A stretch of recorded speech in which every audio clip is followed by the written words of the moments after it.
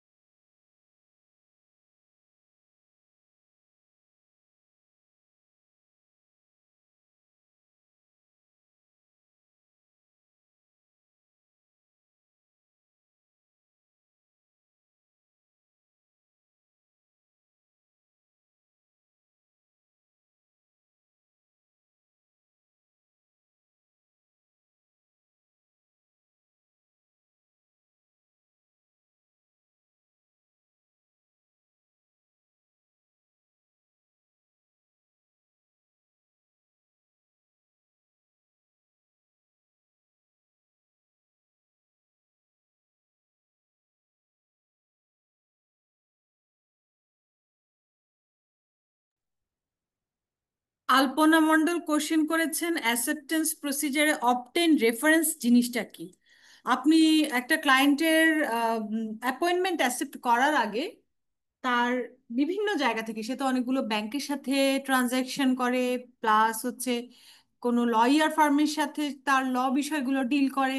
So বিভিন্ন জায়গায় কিন্তু তার ইনফরমেশনগুলো অ্যাভেলেবল, অর্থাৎ যেসব জায়গায় তার লেনদেন আছে কিংবা যেসব জায়গায় তার সাবমিট করতে হয় রিপোর্ট বা আদার্স কিছু, তো ওইসব জায়গা থেকে আপনি যদি রেফারেন্স নেন, কিংবা ধরেন ক্রেডিট রেটিং এজেন্সিতে একটা ক্রেডিট রেটিং করাতে হয় ফর লোন পারপাস, আরো অনেক এরকম জায়গাগুলোতে যেখানে যেখানে বিজনেসের পারপাসে তার লিংক আছে, এক্সচেঞ্জ আছে, মানে লেনদেন আছে, সেই সব জায়গা থেকে যদি আপনি ইনফরমেশন কালেক্ট করেন, তাহলে আপনি কিন্তু ক্লায়েন্ট সম্পর্কে একটা ভালো ধারণা পেয়ে যাবেন যে এই ক্লায়েন্টটাতে কি আদৌ এমন কোনো সমস্যা আছে কিনা, যার কারণে হয়তো আপনি কাজটা করতে পারবেন কি পারবেন না, আপনার একটা দ্বিধাদ্বন্দ্ব কাজ করবে, অথবা ফেয়ার কিনা সবকিছু মিলিয়ে।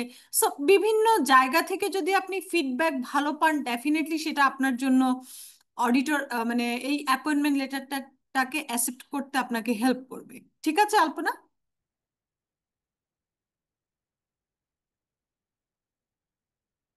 আলপনা, আপনি কি বুঝেছেন? কোশ্চেন করে কিন্তু আবার হাওয়া হয়ে গেলে চলবে না। অ্যান্সারটাও নিতে হবে।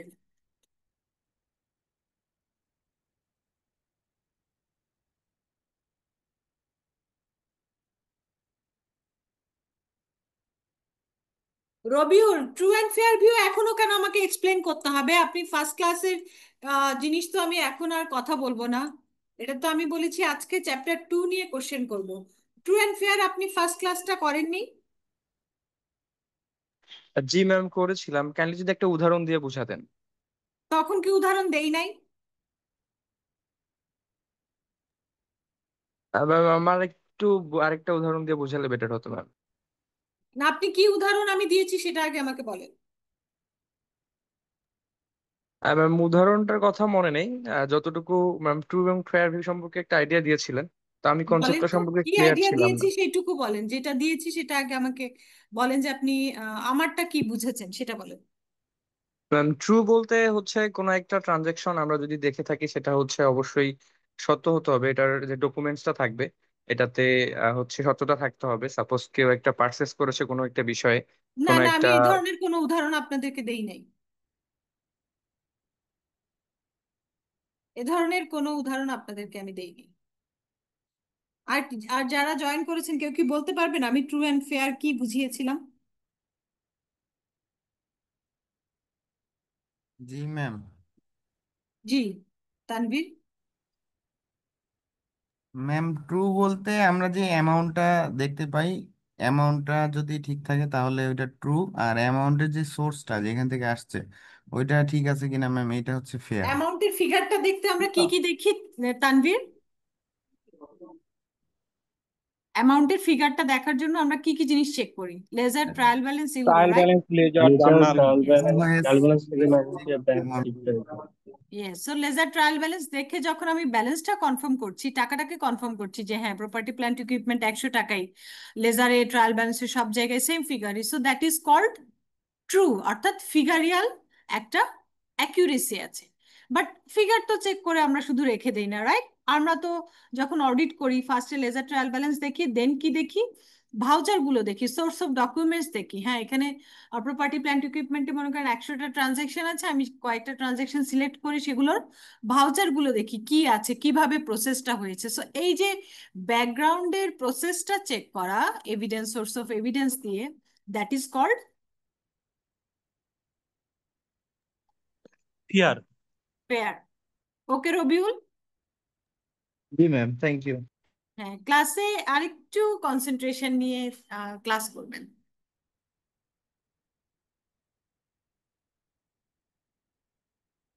আমাদের মাত্র 78, আমি যতদূর জানি আমাদের স্টুডেন্ট আরো অনেক বেশি। সো আপনারা কোশ্চেন করেন লাস্ট চ্যাপ্টারের। আমি জাস্ট 7টা 15-তে, অর্থাৎ সোয়া 7টায় আমি চ্যাপ্টার 3-তে চলে যাব।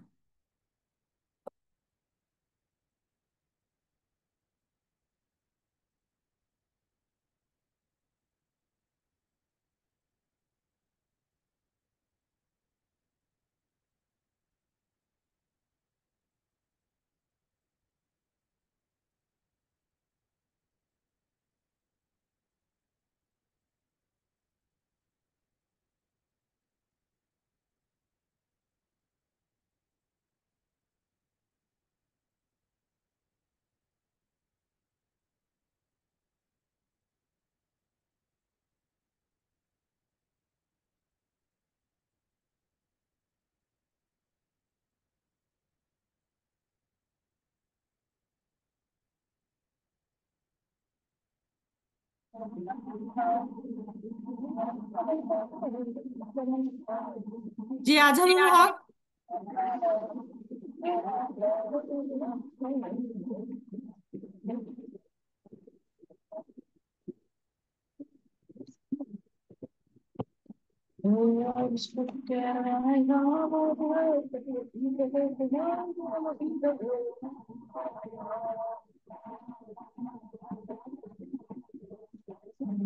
দুঃখে আছেন আজহার, গান গাচ্ছেন?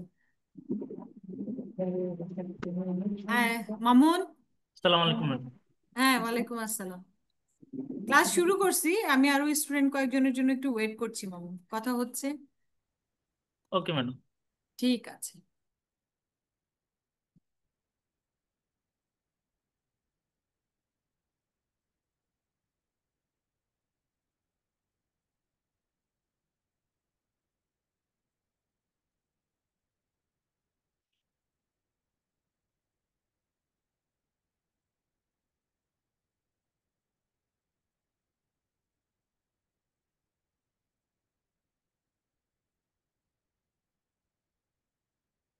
ম্যাম আসসালামু আলাইকুম। ওয়ালাইকুম আসসালাম হালিমা। কোশ্চেন করেছিলেন কি?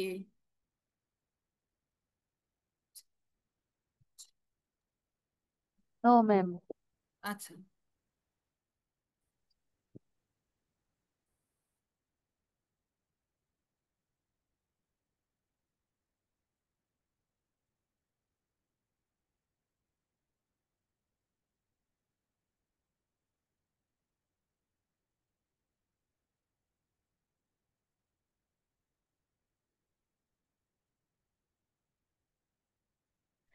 আসসালামু আলাইকুম ম্যাম। ওয়ালাইকুম আসসালাম ইসমাত।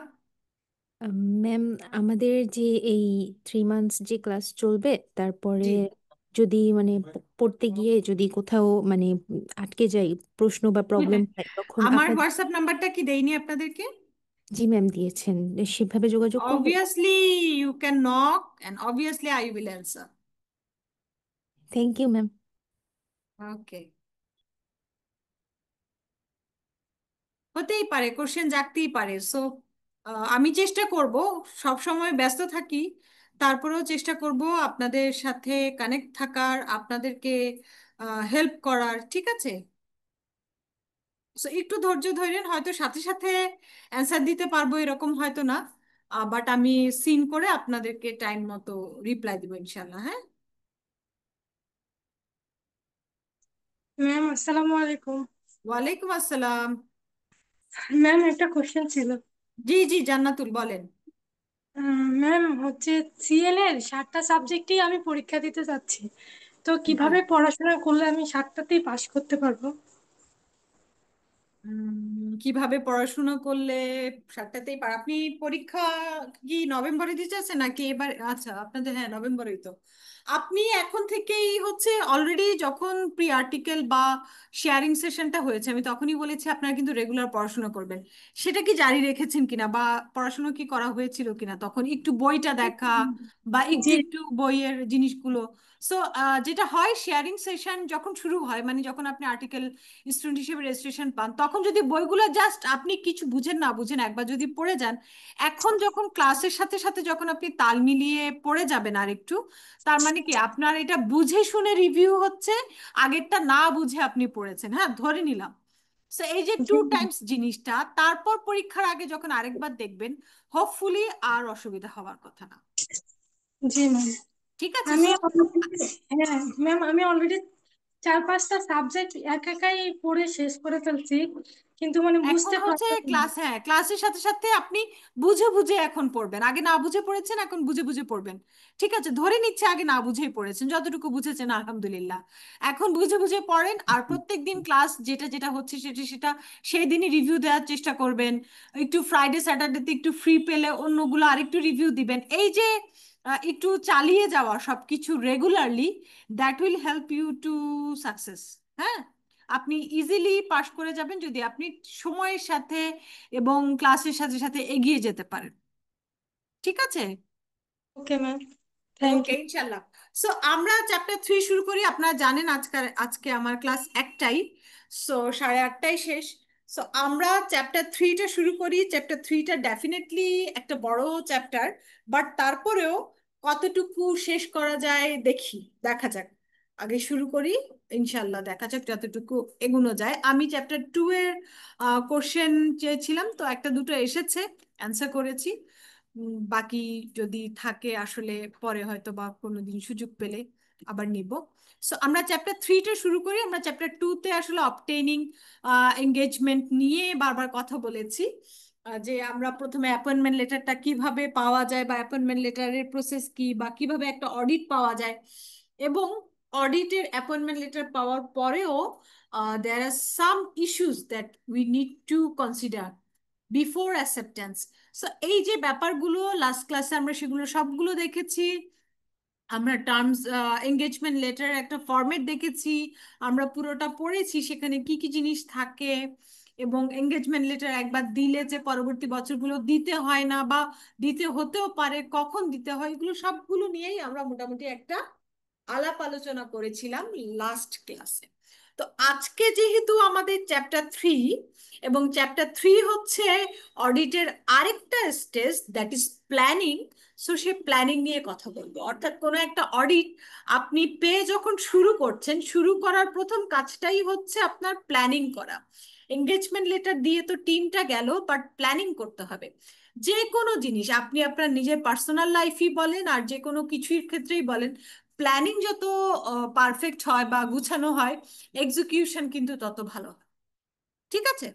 সো এই যে ব্যাপারগুলো, সো আমরা আমাদের পার্সোনাল লাইফও আমাদের গোলটা, আমাদের টার্গেটটা, আমরা কি হতে চাই, বা মানে নিজেদের লাইফেই সবকিছু যদি আমরা একটু প্ল্যান মতো আগাই, দেখবেন ব্যাপারগুলো অনেক সুন্দর করে ঘটে এবং খুব সুন্দর রেজাল্ট পাওয়া যায়। বাট যদি প্ল্যান মতো না আগাই, তাহলে সেটা থেকে ডেফিনেটলি আমাদের রেজাল্ট ভালো আসে না। সো অডিটের ক্ষেত্রেও সেম।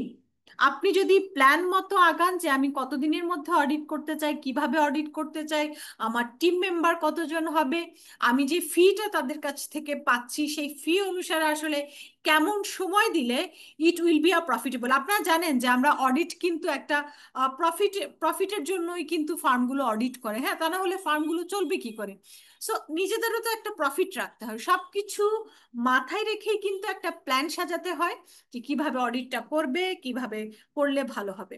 সো এই ব্যাপারটাতে অডিট স্ট্র্যাটেজি, অডিট প্ল্যান, এই দুটো জিনিস আমি আপনাদেরকে আজকে পড়াবো। আপনারা অনেকেই হয়তো আগে আমার ইউটিউব ক্লাস দেখে থাকতে পারেন, সেখানে আপনারা হয়তো দেখবেন যে এই ব্যাপারটা আমি একটা গল্প দিয়ে শুরু করি, সো দ্যাট আপনাদের বুঝতে অনেক সুবিধা হয়। আসলে অডিট জিনিসটা কিন্তু খুবই মজার, আপনারা যদি সেটাকে আহ মানে সুন্দর করে বুঝে পড়েন, আপনাদের যদি কনসেপ্টটা ক্লিয়ার থাকে, এটা একটা ফ্যান্টাস্টিক সাবজেক্ট, আপনাদের কাছে খুবই মজার মনে হবে। কারণ ফার্মে যা কাজ করছেন আসলে অডিট মানে বা অ্যাসুরেন্স বইটা এটার বাইরে কিছুই না। এভরিথিং আপনার ফার্মে যা করছেন সেই জিনিসগুলোই বইতে লেখা আছে। So you can relate easily, you can memorize easily, you can understand easily, যদি এটাকে বোঝানো হয়, কনসেপ্টটা ক্লিয়ার করা হয়। সো আমরা যখন আহ, বিভিন্ন ধরনের অডিট করি, সেটাকে যদি আমি একটা ছোট গল্পের মধ্যে বুঝাই, যে ধরেন আপনাকে একটা ছোট দ্বীপ, ওইটাতে কিছু জিনিস, কিছু কাজ করা বা কিছু আম, জরিপ এর জন্য পাঠানো হলো, হ্যাঁ, যে সার্ভে করো তুমি এখানে, একটা দ্বীপ আছে তোমাকে সার্ভে করার জন্য। যে দ্বীপটার মালিক সে হচ্ছে, তোমাকে মনে করো হেলিকপ্টারে নিয়ে গেল, তুমি হচ্ছে গিয়ে ওই সার্ভে যে করবে ওই টিমের হেড। সো আপনাকে নিয়ে গেল হেলিকপ্টারে, একদম উপর থেকে দেখালো যে দেখেন এই হচ্ছে দ্বীপের আয়তন, এখানে আপনাকে সার্ভে করতে হবে যে কোন গাছ কতগুলো আছে, এই দ্বীপে কোন প্রাণী কতগুলো আছে, আমাকে এটার একটা রিপোর্ট দিতে হবে। তো আপনি এখন বলেন কত দিনের মধ্যে রিপোর্ট দিবেন, কতজন টিম মেম্বার লাগবে, এবং হচ্ছে গিয়ে আপনি ফি কত নেবেন, হ্যাঁ, বা টাকা কত নেবেন। ঠিক আছে। সো সে উপর থেকে দেখে মোটামুটি একটা আইডিয়া করলো, হ্যাঁ, এই দ্বীপটা আমার মোটামুটি যদি সার্ভে করতে চাই, আমার 4জন লোক লাগতে পারে। আমি হয়তো 1 সপ্তাহ নিলে আমি মোটামুটি এই দ্বীপে কি কি গাছ আছে, কোন গাছ কয়টা আছে, বা কোন কোন প্রাণী আছে, সেগুলা কেমন কি আছে, সো সেটার একটা আইডিয়া বা সেটার একটা সার্ভে করে সেটা একটা রিপোর্ট মালিককে দিতে পারবো। সো এই যে সে উপর থেকে একটা জিনিসকে দেখে সে অ্যাজিউম করলো যে কতজনের টিম হবে, কতখানি সময় লাগবে, এই যে একটা ব্যাপার গেস করা, that is call audit strategy. আমরাও কিন্তু কোনো একটা অডিটে যাওয়ার আগে ফাইন্যান্সিয়াল স্টেটমেন্টটা একটু দেখে কিংবা একটু খোঁজ খবর নিয়ে আইডিয়া করার চেষ্টা করি যে হ্যাঁ, এই ফাইন্যান্সিয়াল স্টেটমেন্টের ফিগারগুলো বা টোটাল অ্যাসেট, টোটাল লাইবিলিটি এই পরিমাণ হলে ট্রানজেকশন কেমন হতে পারে, একটা আইডিয়া করে কতজনের টিম, কত সময়, আমরা একটা আইডিয়া করি, একটা আইডিয়া করে টাইম বাজেট, কস্ট বাজেট করি, হ্যাঁ, যে হ্যাঁ এত দিনের মধ্যে আমি আর অডিটটা শেষ করব। এটা কিন্তু ফার্মে বসে করা হয়, ক্লায়েন্টে গিয়ে না, ফার্মে বসেই আমরা ওভারঅল একটা টাইম বাজেট, কস্ট বাজেট করি যে আমরা আসলে কত দিনের মধ্যে শেষ করব, কয়জন টিম মেম্বার নিলে এই ব্যাপারটা শেষ করা যাবে বা এই অডিটটা শেষ করা যাবে। সো এই যে ফার্মে বসে একটা ফাইন্যান্সিয়াল স্টেটমেন্ট দেখে একটা আইডিয়া করা, আর ওই যে হেলিকপ্টারে দ্বীপটা দেখে একটা আইডিয়া করা, দ্যাট ইজ কল্ড কি, দ্যাট ইজ কল্ড Audit জি strategy. strategy audit ma'am. Strategy. Planning, ma'am. Okay, audit Ma'am, strategy, audit strategy. Yes. So এখন ঠিক আছে, হেলিকপ্টারটা চলে গেল। পরে 2-3 দিন পরে তার টিম সহ, হেলিকপ্টার সহ তাদেরকে ওই দ্বীপে নামিয়ে দেয়া হলো। এখন দ্বীপে নেমে সেই যে সার্ভে টিমের হেড, সে দেখলো যে দ্বীপটা উপর থেকে যতটা ছোট মনে হয়েছে ততটা আসলে ছোট না। নিচে নামার পর এটা দেখা গিয়েছে আয়তনটা ভালোই বড়, প্লাস উপর থেকে তো আর গাছগুলো দেখা গিয়েছে, বাট বাট নিচে নেমে দেখা গিয়েছে যে এটা ভীষণ স্লপি, মানে কর্দমাক্ত, মানে হাঁটতে কষ্ট হচ্ছে এই দ্বীপে। তারপরে হচ্ছে গাছগুলো যেগুলো আছে সেগুলোতে বিভিন্ন গাছে কাটা টাটা আছে।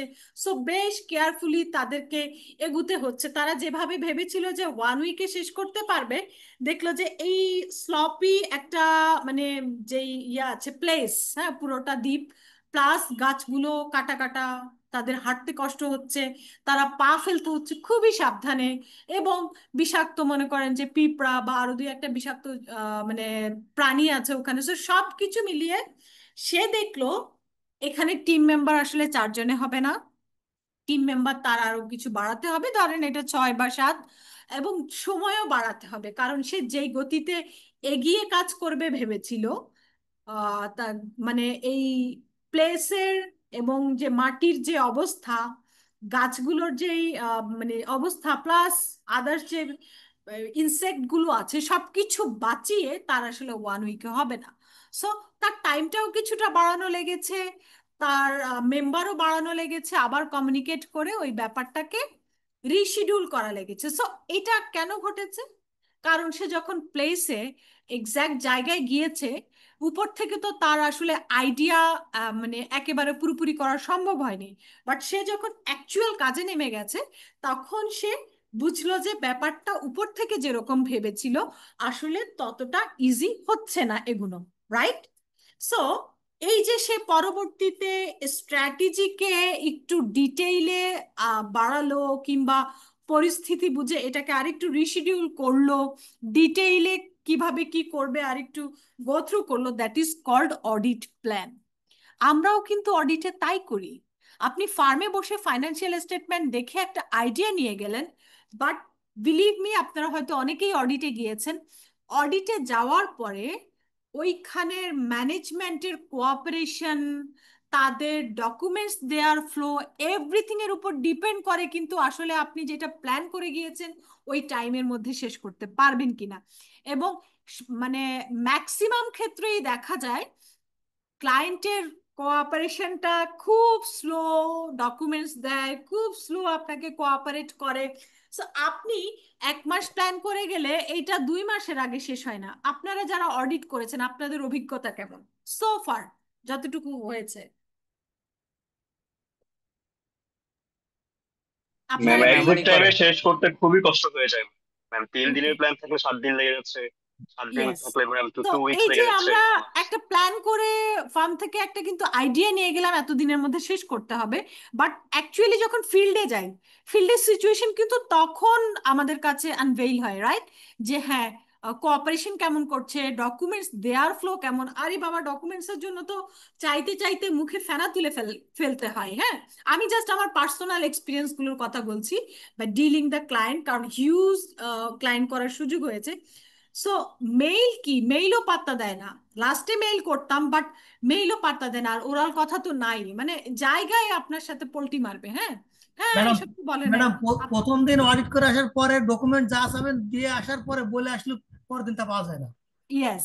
সো এই যে আমি একটা সিচুয়েশনে গিয়ে পড়ি, সিচুয়েশন বেসিসে কিন্তু আমার তখন কি করতে হয়, ডিটেইলে প্ল্যান করতে হয় যে ভাই আমি তো যা চিন্তা করছিলাম এরা তো আসলে এত কোঅপারেটিভ না, বা ডকুমেন্টস এর ফ্লো এরকম না, সো আমি আসলে এইভাবে কাজ করতে পারছি না।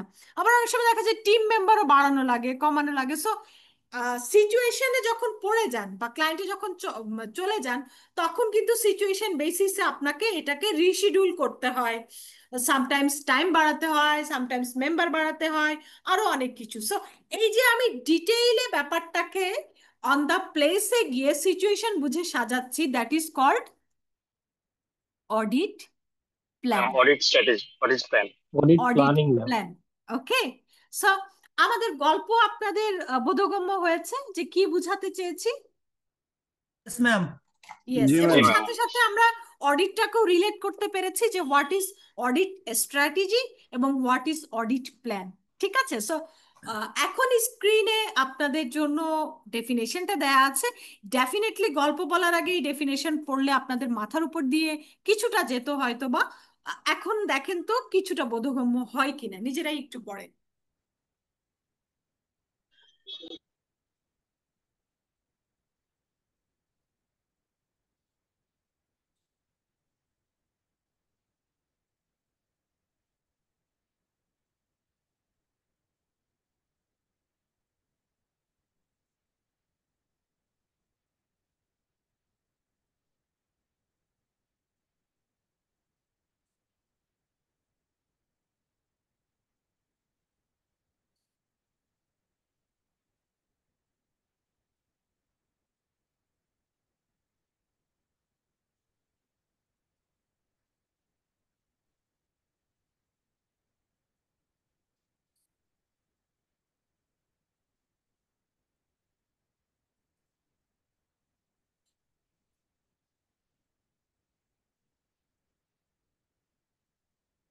আমরা পড়ছি সবাই যারা আছি। জি ম্যাডাম পড়ছে। জি ওকে, ম্যাম, পড়েছি ম্যাম। ওকে, সো দুই একজন ফিডব্যাক দিয়েছে যে বুঝেছে। ঠিক আছে, সো আমরা নেক্সট টপিকে চলে যাই। ওকে, জি ম্যাডাম। সো আমরা অডিট প্ল্যানিং এর অলরেডি কিন্তু বেনিফিটস বুঝে গিয়েছি যে কেন প্ল্যানিং করতে হবে, তাই না? জি সো ম্যাডাম। প্ল্যানিং এর কিন্তু উপকারিতা অনেক। আমরা একটু দেখে নেই যে তারপরেও একটা গ্ল্যান্স বেনিফিটস কি কি।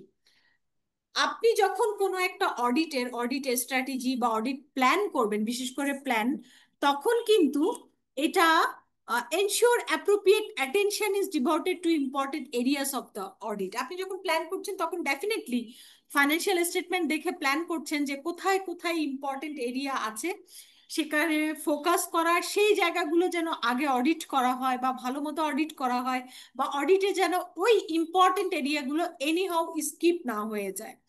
এটা কিন্তু অডিট প্ল্যান না করলে এই এরিয়াগুলো, ইম্পর্টেন্ট এরিয়াগুলো কিছু কিছু মিস হয়ে যেতে পারে। ঠিক আছে, সো ইম্পর্টেন্ট এরিয়াগুলো মিস করা যাবে না। সেকেন্ড হচ্ছে identify potential problems and resolve them on a timely basis. আপনি যখন প্ল্যান করছেন ডেফিনেটলি কে কি কাজ করবে, কে কোনটা দেখবে, বা কয়দিন পর পর দেখা যাচ্ছে যে জব ইনচার্জ বা সুপারভাইজারেরা রিভিউ করবে, প্রবলেম কি আছে সেটা সলভের জন্য আপনাদেরকে হেল্প করবে। সো এই যে ব্যাপারগুলো থাকে, আপনি যদি প্ল্যান না করেন প্রবলেমগুলো আইডেন্টিফাই হবে না ঠিক মতো, আবার সেগুলোকে টাইম বেসিসে রিজলভও করতে পারবে না অনেক সময়। ঠিক আছে, so that is very important যে আমরা প্রবলেমগুলোকে আইডেন্টিফাই করবো এবং সেগুলোকে রিজলভ করবো।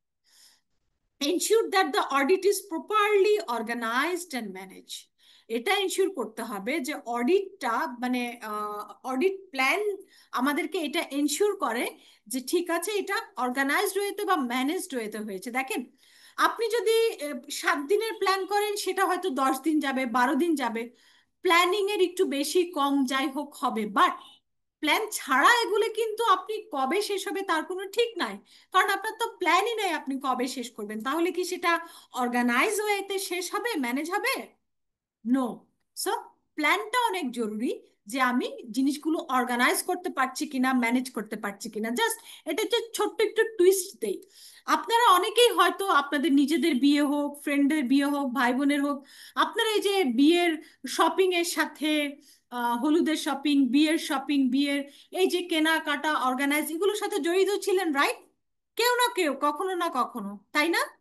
জি ম্যাডাম। তো জি ম্যাম। আপনারা ডেফিনেটলি হলুদের প্রোগ্রামের জন্য কি কি লাগবে, বা হলুদের মেয়ের শপিং কি, ছেলের শপিং কি, বিয়েতে মেয়েদের কি কি লাগবে, ছেলেদের কি কি লাগবে, দুই পক্ষ মানে এভাবে লিস্ট করা হয়। হ্যাঁ, সো এই যে লিস্ট করা, কোথা থেকে কেনা হবে, বাজেট কেমন, এই যে ব্যাপারগুলো যদি এটা প্ল্যান না করে আপনি যান, আপনার কি বাজেট ঠিক থাকবে, আপনার কি টাইম ঠিক থাকবে, নাকি আপনি সব জিনিস আসলে ঠিকঠাক মতো কিনতে পারবেন যদি আপনি লিস্ট করে না নিয়ে যান, বাজেট যদি একটা টেন্টেটিভ না থাকে, এবং যদি সময় ঠিক না থাকে? বাজেট বিয়েতে সারা জীবনই এক্সিড করে, বাট 10 টাকা থাকলে সেটা হয়তো 15 টাকা হবে, সেটা তো 100 টাকা হয়ে যাবে না, রাইট? ইয়েস। জি জি ম্যাম। ম্যাম। এটাই কিন্তু ব্যাপার, যে কোনো কিছু আপনি যত সুন্দর করে প্ল্যান করে যাবেন হয়তো বা সেটার এদিক সেদিকে একটু হবে, বাট সেটা অর্গানাইজড ওয়েতে ম্যানেজ হবে। Audit is just like that, যে আপনি যত সুন্দর করে অডিটের প্ল্যানটা করবেন, যে আমি কিভাবে করছি, কবে করব, কি করব না করব। অবশ্যই ক্লায়েন্টে গেলে ক্লায়েন্টের কোঅপারেশনের বেসিসে এদিক সেদিক হবে, বাট তারপরেও টাইম তো 1 মাসেরটা 10 মাসে গিয়ে ঠেকবে না, রাইট? সো এই ব্যাপারগুলো যখন প্ল্যান থাকে তখনই আসলে অর্গানাইজড ওয়েতে ম্যানেজ করা যায়। তারপরে আরেকটা প্ল্যান হচ্ছে, বেনিফিটস হচ্ছে assign work to engagement team members properly. আমার যখন প্ল্যান থাকে, হ্যাঁ তুমি এটা করবা, তুমি ওটা করবা, যে কোনো শপিংয়েও, হ্যাঁ তুমি এই যে এর সাথে যাবা, তুমি ওর সাথে যাবা, তুমি এটা করবা, তুমি এটা করবা। সো এই যে অ্যাসাইন করছি আমি, অডিটেও কিন্তু জুনিয়রদেরকে কিছু কিছু কাজ অ্যাসাইন করে দেওয়া হয়, সেমি সিনিয়রদেরকে অ্যাসাইন করে দেওয়া হয়, সিনিয়রকে অ্যাসাইন করে দেওয়া হয়, কখন কি কাজ করবে না করবে, কে কি করবে। সো এই যে ওয়ার্কটা অ্যাসাইন করে, যার কারণে যার যার কাজ কিন্তু সে সেই করছে। আপনি কিন্তু আরেকজনের কাজ করে দিচ্ছেন না, বা আরেকজন আপনারটা করছে না। আপনাদের সবার কাজে সিনিয়ররা রিভিউ করছে, বাট যার যার কাজটা কিন্তু শেষে নিজের গরজেই, যে হ্যাঁ আমাকে এই কাজটা দিয়েছে, আমাকে এটা শেষ করতে হবে। ঠিক আছে? সো অ্যাসাইন করা যায় কাজটা। Facilitate direction and supervision of engagement team member. So এই অডিটটা থাকলে অডিটের বেনিফিটের মধ্যে আরেকটা পড়ে, যে facilitate direction and supervision of engagement team member. Team member যারা কাজ করছে অডিটে, তাদেরকে ঠিক মতো ডিরেকশন দেওয়া যায়, সুপারভাইজ করা যায়। যদি প্ল্যানের মধ্যে থাকে প্রত্যেক থার্সডেতে সেকেন্ড হাফে জব ইনচার্জ অথবা সুপারভাইজার আপনার কাজটা রিভিউ করবে, তাহলে ডেফিনেটলি সেটা সুন্দরভাবে হয়, তাই না? সে এই যে ডিরেকশন সুপারভিশনের একটা টাইম কিন্তু অলরেডি প্ল্যানে আছে। সো প্ল্যান থাকলে কি হয়, টাইম টু টাইম রিভিউ হচ্ছে, টাইম টু টাইম তাকে আবার জানিয়ে দিচ্ছে, না তুমি এটা এভাবে করো, এভাবে করলে ভালো হবে। কারণ আমি জুনিয়র একটা হয়তো অডিট টিম মেম্বার, আমি অনেক কিছু নাই বুঝতে পারি। আমাকে যদি টাইম টু টাইম গাইড করা না হয়, তাহলে আমি ইমপ্রুভ করব কিভাবে? ধরেন আপনি অডিটের পুরো কাজ শেষ করে ফেললেন, তারপর আপনার সিনিয়র গিয়ে বলেন হ্যাঁ তুমি এটা দেখো নাই, ওটা দেখো নাই। আপনি ক্লায়েন্ট থেকে যদি একবার উঠে আসেন, আবার কি ক্লায়েন্টে গিয়ে নতুন করে ফিল্ড ওয়ার্ক করা সম্ভব? কখনোই না। সো ফিল্ডে থাকা অবস্থায় যদি আপনার সিনিয়র আপনাকে রিভিউ দিয়ে ফ্যাসিলিটেট করে যে কোন কাজটা কিভাবে হবে না হবে, তাহলে ডেফিনেটলি সেটার ফিডব্যাকটা ভালো আসবে। আর রিভিউ করা যায়, হ্যাঁ আমাদের পার্টনাররা কি করে, কাজগুলো রিভিউ করে না? সো পার্টনারেরও কিন্তু একটা টাইম থাকে। আপনার যদি মনে করেন যে হ্যাঁ 1 মাস বা 30 ডেজ আমার হচ্ছে গিয়ে কাজের জন্য, দেন নেক্সট 1 উইক আমার হচ্ছে রিভিউর জন্য। আপনারা হয়তো এখন এটা ফেস করবেন না, বা হয়তো বা কেউ কেউ ফেস করেছেন বা শুনে থাকবেন, দেখবেন পার্টনার যদি আপনি প্রপার রিভিউ টাইম না দেন, খুবই বিরক্ত হয়। আমি এটা একদম মানে হাতে কলমে দেখেছি। মনে করেন যে রিপোর্টটা যদি লাগে কালকে, ডেফিনেটলি পার্টনারকে মিনিমাম 1 উইক আগে আপনি রিভিউর জন্য দিবেন, কারণ সে তো আরো অনেকগুলো কাজে ব্যস্ত থাকে, তার ফাঁকে কিন্তু আপনাকে এই রিভিউটা দিয়ে আপনার ফিডব্যাক নিয়ে এটা ফাইনাল করবে। ঠিক আছে? আপনি যদি ঘাড়ের উপর দাঁড়ায় থেকে বলেন স্যার এই রিপোর্টটা কালকেই দিতে হবে, স্যার এই রিপোর্টটা ক্লায়েন্ট কালকেই চাচ্ছে, এখনই রিভিউ করে দেন, তার মাথায় অন্য কোনো কাজ থাকতে পারে, সে অন্য কোনোটা হয়তো রিভিউ দিচ্ছে আরেকটা জিনিস, বা অন্য কোনো অবশ্যই ম্যাডাম। কাজ করছে। তার মাঝে যদি আপনি তাকে বারবার প্রেসার দিতে থাকেন, আলটিমেটলি কিন্তু ফিডব্যাকটা ভালো আসে না। আর কেন পার্টনার স্যাররা বিরক্ত হয় এরকম 11th আওয়ারের রিভিউ? কারণ হচ্ছে সাইনটা কিন্তু আলটিমেটলি পার্টনার করবে, রাইট? রিপোর্টের সাইনটা কিন্তু আলটিমেটলি পার্টনার করবে, সমস্ত রেসপন্সিবিলিটি কিন্তু আলটিমেটলি ওই পার্টনারের। সো ডেফিনেটলি তাকে কিন্তু বুঝে শুনে রিভিউ দিয়ে আহ, তারপর হচ্ছে রিপোর্টটা ফাইনাল করতে হবে, রাইট?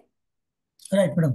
ইয়েস। সো ডেফিনেটলি তার রিভিউর জন্য প্রপার একটা টাইম রাখতে হবে।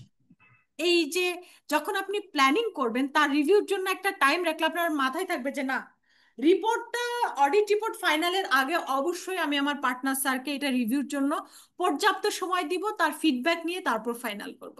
ডেফিনেটলি ডেফিনেটলি ডেফিনেটলি এটা করা উচিত। আপনারা আস্তে আস্তে সিনিয়র হবেন, পার্টনারের রিভিউ সম্মুখীন হবেন, ডেফিনেটলি উনাকে পর্যাপ্ত সময় দিবেন যে কোনো কাজ রিভিউর জন্য, আদারওয়াইজ এটার আউটকামটা ভালো আসবে না, এটা একটা সময় রিস্ক হয়ে যাবে।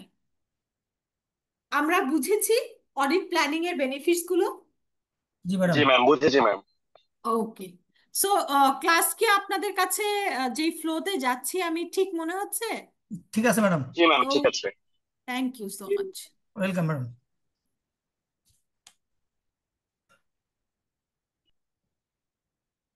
যেটা আমরা আজকে থার্ড পয়েন্টটা যেটা আমরা পড়বো সেটা হচ্ছে অ্যাপ্রোচ টু প্ল্যানিং। যখনই আপনি প্ল্যান করছেন, হ্যাঁ, মানে অডিট যখন শুরু করে দিচ্ছেন, যখন ক্লায়েন্টের প্রিমিসেসে চলে গেলেন, প্ল্যানিং যখন করবেন, প্ল্যানিং এর সময় কিছু জিনিস একটু মাথায় রাখতে হয়। হ্যাঁ, ওই জিনিসগুলো মাথায় রেখে প্ল্যান করতে হয়। প্রথমে হচ্ছে যে ensuring that ethical requirements continue to B মেট। আপনারা সবাই জানেন আমরা যেই প্রফেশনে আছি, এই প্রফেশনে ইথিক্যাল এই ওয়ার্ডগুলো ব্যাপক সিগনিফিকেন্ট, জানেন কিনা? জি ma'am. As a professional, you have to maintain ethics. Okay, যে কোনো কিছুতে আপনার ইথিক্স যদি নষ্ট হয়ে যায়, আপনার ইথিক্স যদি বিসর্জন দিয়ে দেন, তাহলে আপনি আসলে এই প্রফেশনের জন্য একটা ভয়ঙ্কর জিনিস হয়ে দাঁড়াবেন। As you can see some chartered account, আমি নিজেও চার্টার্ড অ্যাকাউন্টেন্ট, হয়তো আমার নিজেরই লজ্জা হচ্ছে, বাট সাম চার্টার্ড অ্যাকাউন্টেন্টস এরকম তাদের ইথিক্সটা বিক্রি করার কারণে অনেক জিনিস তারা হচ্ছে গিয়ে হাইড করে, যেসব সাইন করা কিংবা ক্লায়েন্টকে অযাচিত কিছু সুবিধা দেওয়া, এসবের কারণে কিন্তু এটার কিন্তু একটা ইম্প্যাক্ট আছে আমাদের ইকোনমিকে। সো ইথিক্স কখনো বিক্রি করা যাবে না। আপনি যখনই এই প্রফেশনে এসেছেন, আপনার একটা রিপোর্ট, আপনার একটা সাইন কিন্তু very significant, very valuable. So do it very carefully. আপনি যে কাজটা করছেন ডেফিনেটলি সেটার একটা ভ্যালু আছে, এটার একটা ইম্প্যাক্ট আছে। So do it wisely. আমরা যদি সেটাকে ঠিক মতো না করি, তাহলে কিন্তু সেটা অনেক বড় ইম্প্যাক্ট ফেলে। সো যখন প্ল্যানিং করা হচ্ছে অডিটের, ডেফিনেটলি এমন কোনো ইথিক্যাল ইস্যু আছে কিনা যেটা কিনা অডিটকে হ্যাম্পার করতে পারে, সেই ধরনের জিনিসগুলো অবশ্যই মাথায় রাখতে হবে। এবং এটা এনশিওর করতে হবে যে আমি ঠিকঠাক মতো প্ল্যানিং করে এগুচ্ছি, কোনো এথিক্যাল মানে এমন কিছু নাই যেটা আমার ইথিক্সে প্রবলেম হবে। সেকেন্ড যে স্টেপটা আমরা ফলো করব সেটা হচ্ছে ensuring the terms of the engagement আর আন্ডারস্টুড।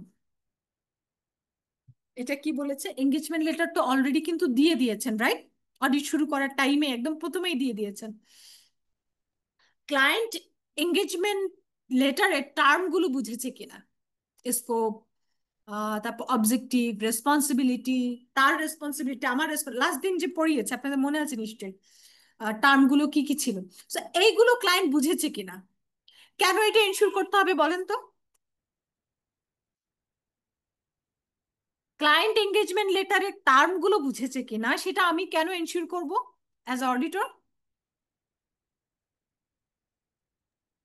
ম্যাম, যাতে পরবর্তীতে কোনো কিছু ওনাদের কাছে চাওয়া হলে ওনারা যেন। ইয়েস, যাতে কোঅপারেশনটা স্মুথ হয়, যাতে পরবর্তীতে রেসপন্সিবিলিটি কার কি ছিল সেটা যেন না, এটা তো আমার করার কথা না, এই ধরনের কথা যেন না আসে। আপনি অডিট করতে যাচ্ছেন, কার কি রেসপন্সিবিলিটি, সে কি সাপোর্ট দিবে, আপনি কি রিপোর্ট করবেন, এভরিথিং যেন দুইজনের মাঝে আন্ডারস্ট্যান্ডেবল হয় এবং কমিউনিকেটেড হয়। ঠিক আছে?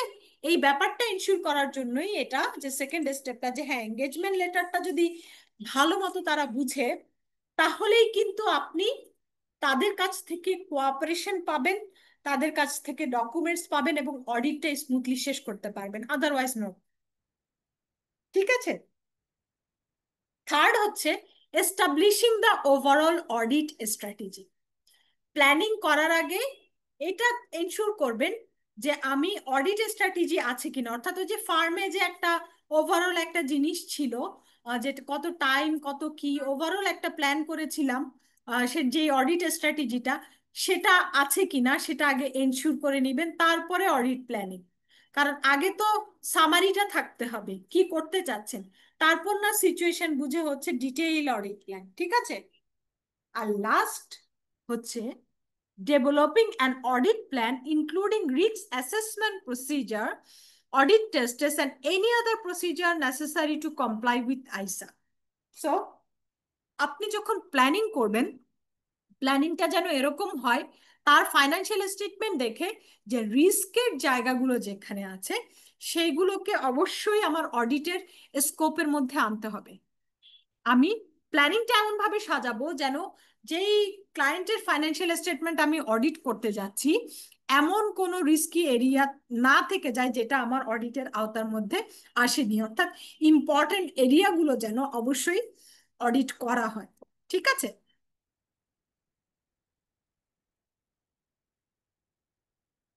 সো কি কন্টেন্টস আমি যখন audit strategy, overall audit strategy করছি, যেটা কিনা আমি অডিট স্ট্র্যাটেজি প্রথমেই পড়িয়েছি, সেটা করার সময় কিছু জিনিস একটু মাথায় রাখতে হয়। Understanding the entities environment. আচ্ছা, জাস্ট একটা জিনিস বলি, আপনি আপনার একটা ফ্রেন্ড সম্পর্কে যত ভালো বলতে পারবেন, ছোটবেলার ফ্রেন্ড হোক বা অনেক দিন ধরে চলেন, তার সম্পর্কে যত ভালোভাবে বলতে বলা হয়। আচ্ছা, এখন যদি আমি বলি আমার সম্পর্কে, আমি মানুষ কেমন, আমি মানে আরো অনেক কিছু আমার সম্পর্কে ডিটেলস জিজ্ঞাসা করে, আপনি আর কি বলতে পারবেন? না ম্যাডাম। না ম্যাডাম। অবশ্যই না, কারণ আপনি আমাকে খুব ভালো করে চিনেন না কিন্তু, রাইট? সো ক্লায়েন্টকে অডিট করতে হলে কি তাকে ভালো করে জানা জরুরি না? জি ম্যাডাম। তাকে যদি ভালো করে না জানেন, আপনি তার অডিট করবেন কিভাবে? রাইট? Right madam. আচ্ছা, আজান দিচ্ছে, আমি একটা মিনিট একটু।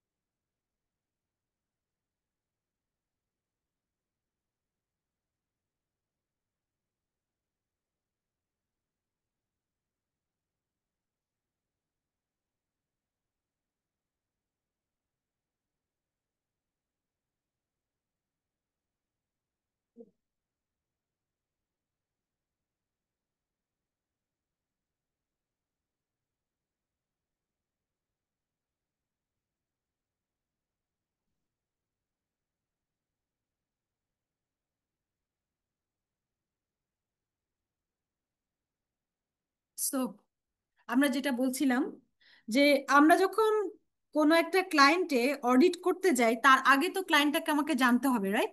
সো না জানলে কিন্তু আপনি তার কোথায় অসুবিধা, ডাক্তার যেমন জিজ্ঞেস করে আপনার কি কি সমস্যা বলেন, সমস্যা না জানলে যেমন চিকিৎসা দেওয়া যায় না, ক্লায়েন্টেরও যদি প্রবলেম না, মানে প্রবলেমটা আইডেন্টিফাই করতে না পারেন, আপনার অডিট করতে পারবেন না। অর্থাৎ কোথায় রিস্ক আছে, কোথায় প্রবলেম আছে, তার কোন কোন জায়গায় প্রবলেম হতে পারে বা প্রবলেম হওয়ার পসিবিলিটি আছে, সো এই জায়গাগুলো আপনাকে আগে আইডেন্টিফাই করতে হবে। আর সেটা আইডেন্টিফাই করার সবচেয়ে বড় উপায় হচ্ছে ক্লায়েন্টকে ভালো করে জানতে হবে, কি করে, কোন ইন্ডাস্ট্রিতে, বিজনেসটা কি, এভরিথিং।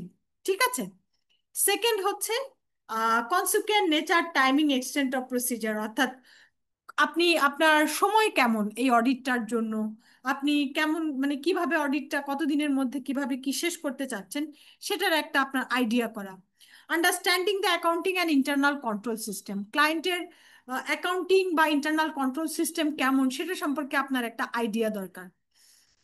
আপনার টিমটা কেমন হবে, আপনার ডিরেকশন, সুপারভিশন, রিভিউ, এগুলো আপনার মোটামুটি আইডিয়া থাকতে হবে, তাহলেই অডিট স্ট্র্যাটেজিটা সাজাতে পারবেন। রিস্ক কোথায় আছে, কোথায় ম্যাটেরিয়ালিটি, এগুলো আমরা পড়বো নেক্সট এই চ্যাপ্টারেই, এবং আদার যদি কোনো ম্যাটার থাকে। সো এই 6টা জিনিস আমার একটু খেয়াল রাখতে হবে যখন আমি ওভারঅল অডিট স্ট্র্যাটেজি প্ল্যান করব বা ওভারঅল অডিট স্ট্র্যাটেজি করব, তখন এই কি কন্টেন্টস গুলো আমাকে অবশ্যই মাথায় রাখতে হবে। এগুলো আমরা নেক্সট একটু একটু করে পড়বো, আপনাদের কাছে আরো সুন্দর করে ক্লিয়ার হয়ে যাবে। সো প্রথমেই যেটা বলছিলাম যে আপনি আপনার ফ্রেন্ডের সম্পর্কে যত ভালো করে জানবেন, অন্য আরেকজন অচেনা মানুষ সম্পর্কে কিন্তু আপনি হুট করেই 2-4টা ভালো মন্দ কথা বলতে পারবেন না। So, এটাতে যাওয়ার আগে আমি এই স্লাইডটাতে পড়বো একটু। ওকে, আমরা জানি আমরা যে ক্লায়েন্টে কাজ করি বা যে ক্লায়েন্টে আমরা কাজ করতে যাচ্ছি তার সম্পর্কে ভালো মতো নলেজ নিয়ে আমাদের তারপরে হচ্ছে অডিট করতে যেতে হয়। সো এই যে আন্ডারস্ট্যান্ডিং দ্য এন্টিটি ব্যাপারটা কি, কেন করা লাগে, করলে কি হয়, বা ক্লায়েন্ট সম্পর্কে জানবোই বা কিভাবে, এই অনেক কিছু নিয়েই এই স্লাইডটা। সো প্রথমেই হচ্ছে কেন, আমি যে বলছি যে হ্যাঁ ক্লায়েন্টকে জানতে হবে, তুমি অডিট করার আগে বা যে কোনো অ্যাসুরেন্স এঙ্গেজমেন্টই আপনি দেন, আপনি কিন্তু ভালো মতো জানতে হবে আপনি কিসের উপর আসলে কাজ করবেন। সো এই যে ক্লায়েন্টকে জানা, কেন জানবো আমি, প্রথমেই হচ্ছে জানতে হবে কারণ to identify and assess the risk of material misstatement in the financial statement. Financial স্টেটমেন্টে কোনো ধরনের ম্যাটেরিয়াল মিসস্টেটমেন্ট আছে কিনা, কোথাও কোনো রিস্ক আছে কিনা, সেটা আইডেন্টিফাই করার জন্যই আপনাকে কিন্তু কি করতে হবে, ক্লায়েন্ট সম্পর্কে ভালো করে জানতে হবে। ওকে, তারপর হচ্ছে to enable the auditor to design and perform further audit procedure.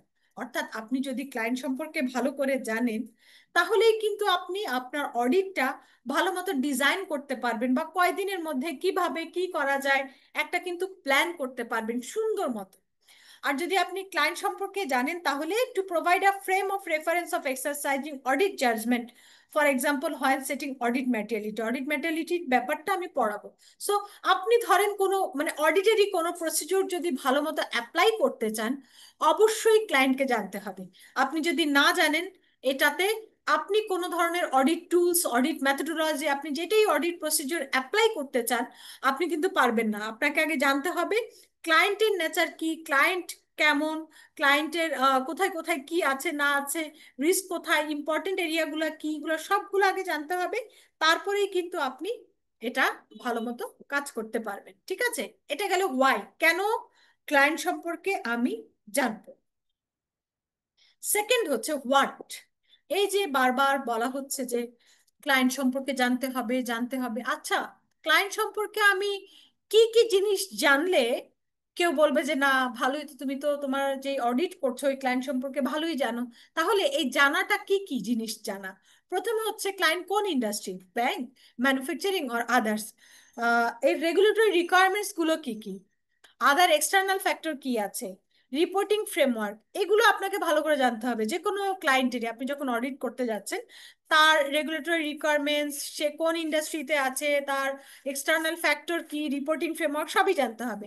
Second হচ্ছে nature of the entity including selection and application of accounting policies, internal control. ঠিক আছে, আপনি যদি ওই ক্লায়েন্টের অ্যাকাউন্টিং পলিসি কি কি ফলো করে, তার ইন্টারনাল কন্ট্রোল সিস্টেম কেমন, এগুলো যদি জানেন, তাহলেও বলা হবে যে হ্যাঁ আপনি ক্লায়েন্ট সম্পর্কে ভালো একটা আন্ডারস্ট্যান্ডিং আছে। ঠিক আছে, এবং থার্ড হচ্ছে measurement and review of the entities financial performance. একদম ইজি ইজি করে আমি যদি বুঝাই, ফাইন্যান্সিয়াল পারফরমেন্স মানে হচ্ছে তার বিভিন্ন, আপনারা তো রেশিওর ব্যাপারটা তো বুঝেন, ratio, quick ratio, current ratio, এগুলো আমরা পড়েছি না, জি ম্যাম, পড়েছি। তাই না? আরো অনেক ধরনের ফাইন্যান্সিয়াল পারফরমেন্স, মানে এই ধরনের রেশিও রিলেটেড অনেক কিছু। সো ফাইন্যান্সিয়াল পারফরমেন্স শুধু যে রেশিও তা কিন্তু না, আপনার অনেক কিছু, মানে আপনি ক্লায়েন্ট সম্পর্কে যত বেশি অ্যানালাইসিস করে তার অবস্থা, একটা কুইক ইস্যু কারেন্ট ইস্যু থেকে ডেফিনেটলি আপনারা আগে যখন পড়ে এসেছেন, আমরা কিন্তু ডিসিশন নেই, হ্যাঁ এই এই ক্লায়েন্টের মানে ফাইন্যান্সিয়াল কন্ডিশন এরকম, বা account receivable day, account payable, মানে কতদিনের মধ্যে সে রিসিভেবল থেকে টাকা পাচ্ছে, কতদিনের মধ্যে সে পেয়েবলকে টাকা দিচ্ছে, অনেক কিছু এই পারফরমেন্সের মধ্যে আসে।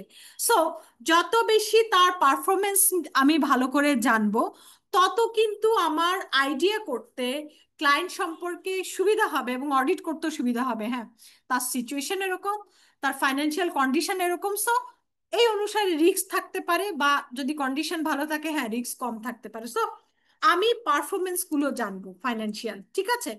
সো হোয়াট, কি কি জানবো, তার ইন্ডাস্ট্রি রেগুলেটরি ফ্যাক্টর গুলা, তার অ্যাকাউন্টিং পলিসি, কন্ট্রোল সিস্টেম, তার পারফরমেন্স। ওকে, এখন আপনি হয়তো বলতে পারেন বুঝলাম, কেন বুঝতে হবে তাকে সেটাও বুঝলাম, কি কি বুঝতে হবে সেটাও বুঝলাম, বাট কিভাবে বুঝবো, কিভাবে ক্লায়েন্ট সম্পর্কে ইনফরমেশন কালেক্ট করব, এই যে ব্যাপারগুলো যে আমাকে কালেক্ট করতে হবে, জানতে হবে, পড়তে হবে, কিভাবে, কোথা থেকে।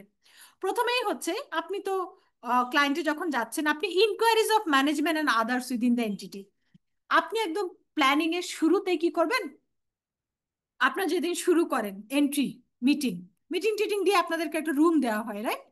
রুমে আপনারা বসলেন, আপনারা মনে করেন টিম মেম্বার 6 জন, আপনারা 6 জন 6 ডিপার্টমেন্টের সাথে বসে যাবেন, কোন ডিপার্টমেন্ট কি কাজ করে, কিভাবে কাজ করে, গেলেন, সবার সাথে কথা বললেন, 6 জন 6 ডিপার্টমেন্ট কাভার করে দিন শেষে এসে আপনাদের নিজেদের রুমে বসেন। হ্যাঁ, মিস্টার এক্স তুমি সেলস ডিপার্টমেন্ট সম্পর্কে কি ইনফরমেশন আনলা, মিস্টার ওয়াই তুমি পারচেস ডিপার্টমেন্ট সম্পর্কে কি ইনফরমেশন আনলা, সবাই কিন্তু আছে, 6 জন 6 দিকে গিয়েছেন, বাট দিন শেষে এক জায়গায় যখন এসেছেন, এক একজন যে যে ডিপার্টমেন্টে যা যা ইনফরমেশন এনেছে সবার সাথে যখন শেয়ার করছে, আপনি কি সব ডিপার্টমেন্ট সম্পর্কে অনেক অল্প সময়ে আপনি মানে জেনে যাচ্ছেন না, হ্যাঁ madam. Right? So this is the way, অল্প সময়ের মধ্যে আপনার যদি সব ডিপার্টমেন্টের আইডিয়া মোটামুটি মাথায় নিতে হয়, ধরে নিলাম আপনি সব ডিপার্টমেন্টে সমানভাবে কাজ করবেন না, বাট সবার তো জানা থাকলো, হ্যাঁ 6 জন 6 দিকে গিয়ে 6টা ইনফরমেশন এনে এক জায়গায় করেছে। সো এই যে ম্যানেজমেন্টের সাথে কথা বলে অনেক ইনফরমেশন কালেক্ট করা যায়, যেখান থেকে কিন্তু ইজিলি অ্যাসেস করা যায় এই ডিপার্টমেন্টে কি রিস্ক আছে, ওই ডিপার্টমেন্ট কিভাবে কাজ করে, কন্ট্রোল সিস্টেমটা কেমন, তার পলিসিগুলা কেমন, সে কিভাবে কাজ করতেছে, তারপর রিস্ক কোথায় থাকে, রাইট? তারপর আরো আছে কিছু জিনিস, অ্যানালাইটিক্যাল প্রসিডিওর হয়তো নাম শুনেছেন, অবজারভেশন, ইনস্পেকশন, আপনি যখন একটা ক্লায়েন্টে তাদের কাজগুলো অবজার্ভ করবেন, বিভিন্ন জিনিস যখন ইনস্পেকশন করবেন, তখন কিন্তু ক্লায়েন্ট সম্পর্কে আপনি ভালোই একটা আইডিয়া পেয়ে যাবেন। আর আগের বছরের অডিট রিপোর্ট, আগের বছরের অডিটরের সাথে কথা বলেও কিন্তু প্রায়র পিরিয়ডের অনেক কিছু আপনি জেনে যেতে পারবেন, যেটার মাধ্যমে আপনার ডিসিশন নিতে সুবিধা হবে কোথায় রিস্ক আছে বা ক্লায়েন্টটা কিভাবে কাজ করছে। Discussion the susceptibility of the financial statement to material misstatement এবং দ্য এঙ্গেজমেন্ট টিম, যেটা বলেছি ম্যানেজমেন্টে ইনকোয়ারি করে তারপর আপনারা নিজেরা যখন ডিসকাস করবেন, তখন কিন্তু ওভারঅল আপনাদের একটা ফাইন্যান্সিয়াল সম্পর্কে আইডিয়া চলে আসবে, রাইট? Right madam. তো কেন আমাকে ক্লায়েন্টকে বুঝতে হবে, ক্লায়েন্টকে বোঝা মানে কোন কোন জিনিসগুলোকে বুঝলে বলা হবে যে হ্যাঁ তুমি ক্লায়েন্টের অনেক কিছু জানো, এবং কিভাবে ইনফরমেশন গুলো পাবেন। সো 3টা পয়েন্ট ক্লিয়ার। জি ম্যাম। এখন যদি আমি বলি যে ডেফিনেশনটা আপনাদের কাছে পানির মতো সোজা, একটু পড়েন নিজেরাই।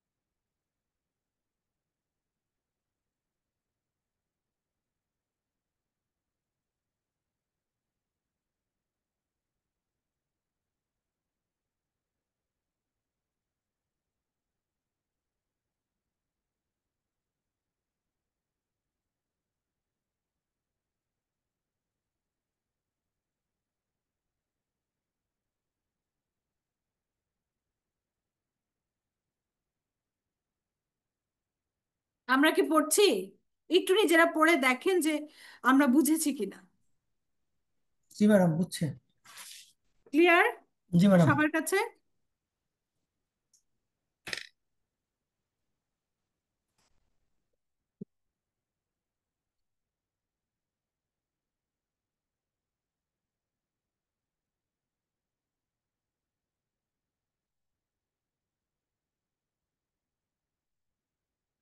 ওকে, এখন হচ্ছে অ্যানালাইটিক্যাল প্রসিজার। ওকে,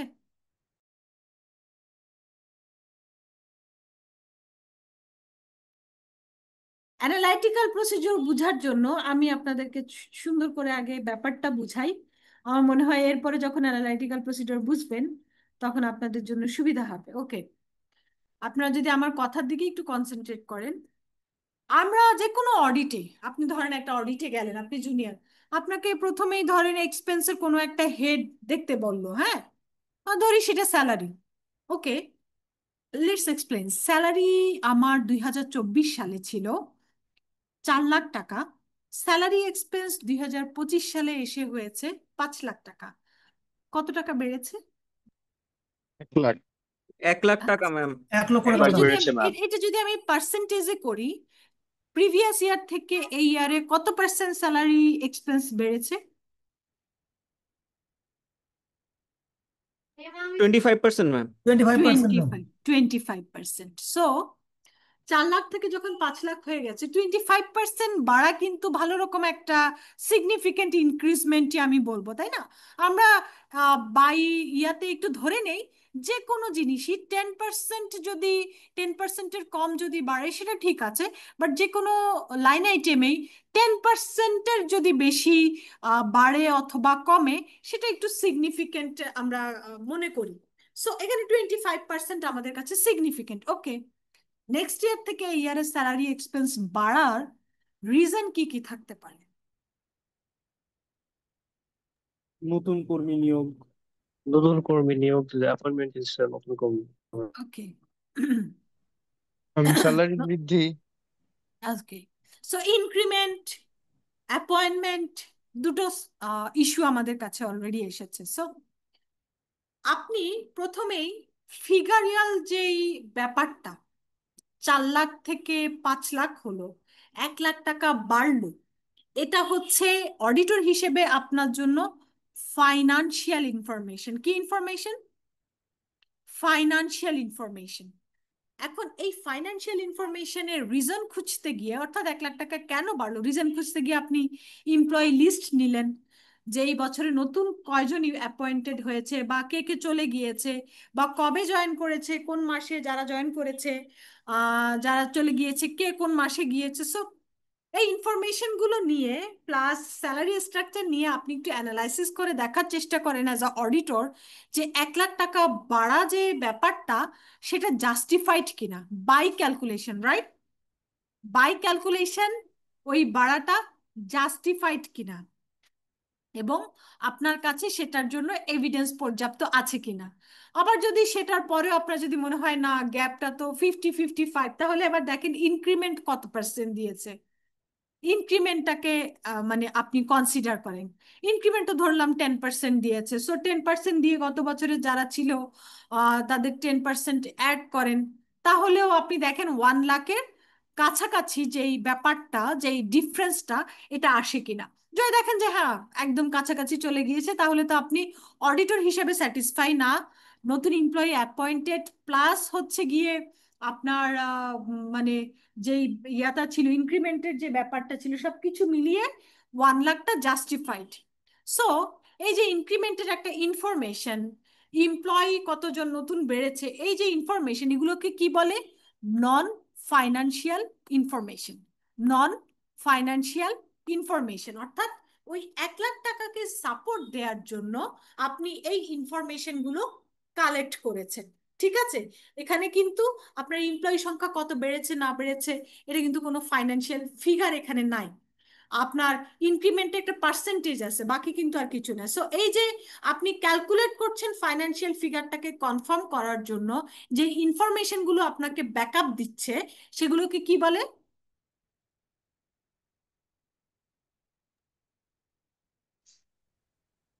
বলেন তো। নন ফাইন্যান্সিয়াল ইনফরমেশন। নন ওকে, ফাইন্যান্সিয়াল নন ফাইন্যান্সিয়াল ইনফরমেশন। So information. আমি একটা ইয়ার থেকে আরেকটা ইয়ারের যে পার্সেন্টেজ বের করেছি, 25% ডেভিয়েটেড হয়েছে, মানে বেড়েছে অথবা কমেছে। ডেভিয়েশন তো আপনারা যেহেতু যদি স্ট্যাটিস্টিক্স পড়ে থাকেন ভালোই বুঝবেন ওয়ার্ডটা।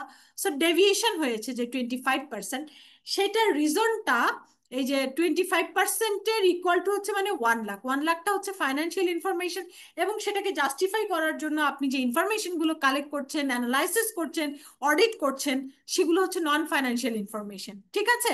সো এভাবেই কিন্তু একটা একটার রিজন খুঁজে এটার ডেভিয়েশন কেন হয়েছে, সেটা জাস্টিফাইড কিনা, অডিটর হিসেবে সেটা আপনি বের করেন। আমি আরেকটা উদাহরণ দিই আপনাকে, স্যালারি বাদ। আপনি ধরেন প্রপার্টি প্ল্যান্ট ইকুইপমেন্ট, গত বছর ছিল 10 লাখ, এই বছর প্রপার্টি প্ল্যান্ট ইকুইপমেন্ট 12 লাখ। কত পার্সেন্ট বেড়েছে?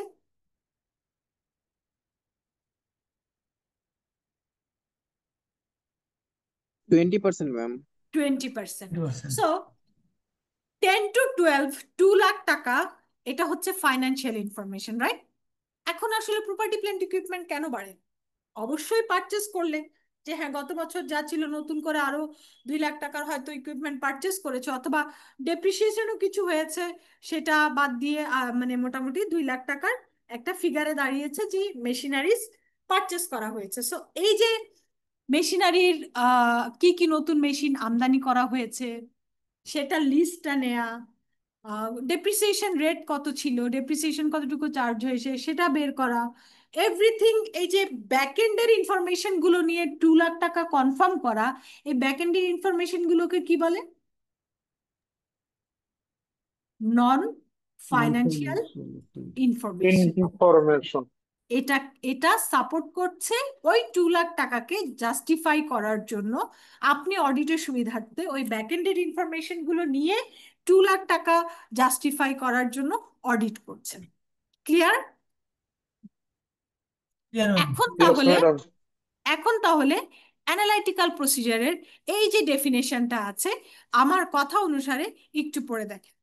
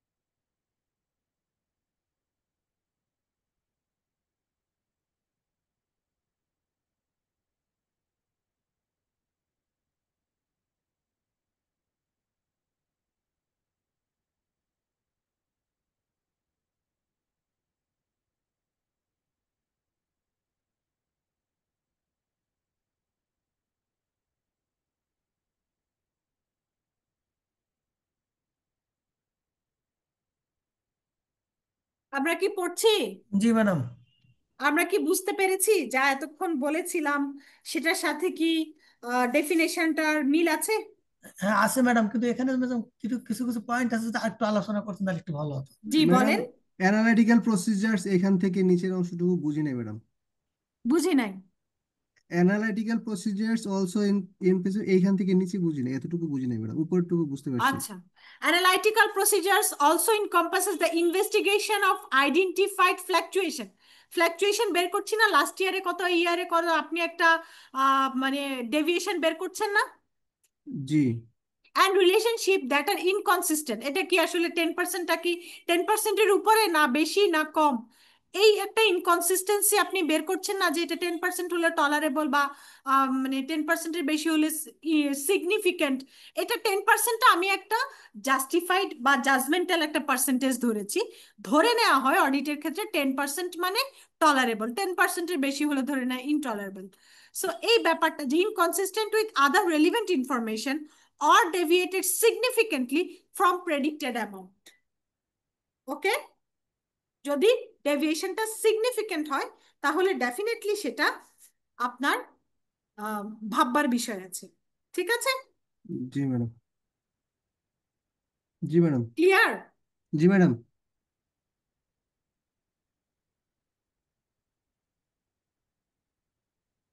বাকিতে কি বুঝতে কোনো অসুবিধা হয়েছে অ্যানালাইটিক্যাল প্রসিজার? আলপনা বলেছে ভেরি নাইস, যে ম্যাডাম বুঝতে পেরেছি। সো আপনারা বুঝতে পারাটাই হচ্ছে আমার সার্থকতা। এই যে এতগুলো কথা বলে যাচ্ছি, ডেফিনেটলি আপনারা যদি বলেন যে হ্যাঁ ম্যাডাম বুঝেছি, বা আমার কনসেপ্টটা ক্লিয়ার, শুধু বারবারই বলছি কনসেপ্টটা ক্লিয়ার রাখবেন, আপনাকে মুখস্থ করতে হবে না কোনো কিছু। আপনি যদি ভালো করে জিনিসটা ব্যাপারটা বুঝেন, দেখবেন এহেন কোনো কোশ্চেন নাই যে আপনি অ্যান্সার করতে পারবেন না।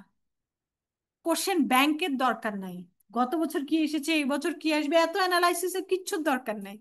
বইয়ের জিনিসগুলোকে আপনি কনসেপ্ট ক্লিয়ার রাখেন, ঠিক আছে? তাহলেই দেখবেন অটো এগিয়ে যাচ্ছেন। সো আমাদের কাছে অ্যানালাইটিক্যাল প্রসিজারের ডেফিনেশনটা মোটামুটি ক্লিয়ার, রাইট? আমি এই কথা বলতে পারি যে সবার কাছে মোটামুটি ধারণাটা ক্লিয়ার। হ্যাঁ ম্যাডাম। Yes madam. ওকে,